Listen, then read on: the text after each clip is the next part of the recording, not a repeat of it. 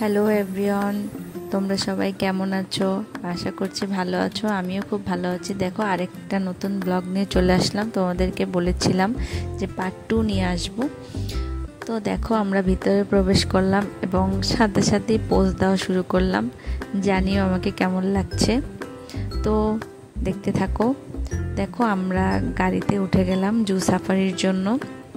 এটা পুরোটাই পাহাড়ি এলাকা, চারিদিকে জঙ্গল, অনেক সুন্দর একটা এরিয়া। এত বড় এরিয়া যে আসলে একদিনে ঘুরে কখনোই শেষ করা সম্ভব নয়। তোমরা যদি কখনো এখানে আসো, হাতে 2 দিন টাইম নিয়ে আসবে, তাহলে পুরোটা কমপ্লিট করতে পারবে। তো দেখো, আমরা পাহাড়ি রাস্তা দিয়ে যাচ্ছিলাম, পুরোই আঁকাবাঁকা রাস্তা, কিন্তু রাস্তাটা এত সুন্দর, আসলে অনেক ভালো লাগছিল। তোমরাও আসলে এনজয় করবে। তো দেখতে থাকো। দেখো, দেখতে দেখতে আমরা একটা হাতিরও দেখা পেয়ে গেলাম। কত কিউট লাগছিল।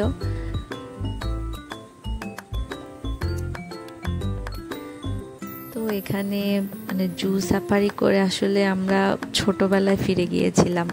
খুব বেশি ভালো লাগছিল। তো দেখো, এদিকে চারিদিকে দুপাশে পাহাড়, আর চারিদিকে বন, আর সবুজ আর সবুজ, কত সুন্দর লাগছে।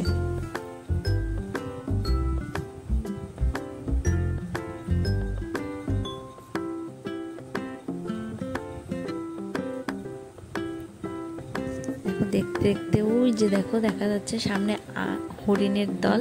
দেখো, আমাদের গাড়ির সামনেও একটা হরিণ চলে গেল। কত সুন্দর, তাই না? এইবার আমরা আসল জিনিস দেখতে ঢুকবো। দেখো, আমাদের গেটটা আস্তে আস্তে খুলে দিল। একটা রহস্যময় জিনিস এরকম মনে হচ্ছে, তাই না? এখানে বাঘ, হরিণ আছে, হাতি আছে, প্লাস আমরা সিংহও দেখতে পাবো। তো চলো দেখতে থাকি, তোমাদের অনেক ভালো লাগবে।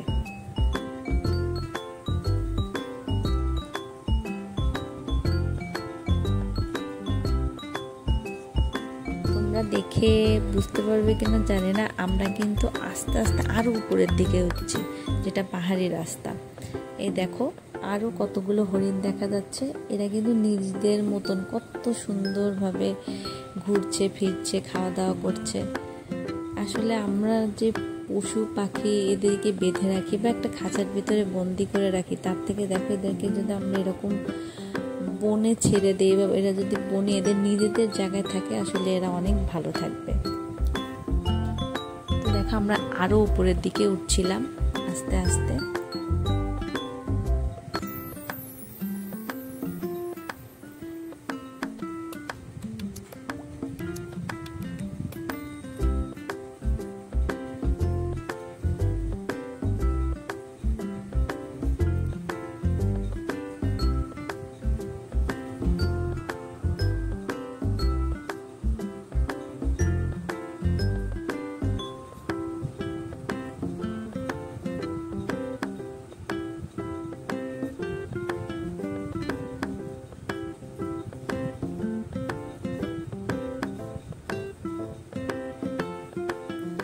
এই দেখো, আমরা আরো কিছু হাতির দেখা পেলাম, যেখানে ওরা মনের আনন্দে খাচ্ছে।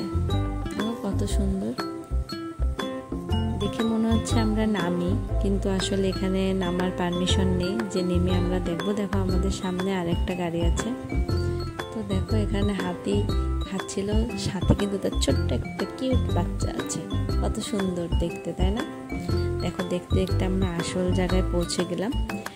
কতগুলো বাঘ একসাথে খেলা করছে, এরকমটা আসলে একদম খুব কাছ থেকে দেখেও অনেক ভালো লাগলো। তো দেখো, গাড়িটা আমাদের ছেড়েও দিল। একদম ঠিক আমাদের গাড়ির পাশেই, মনে হচ্ছিল এই তো নেমে ওকে একটু দিয়ে আদর করে দিই, এরকম একটা ব্যাপার। দেখো, কত কাছে আমাদের।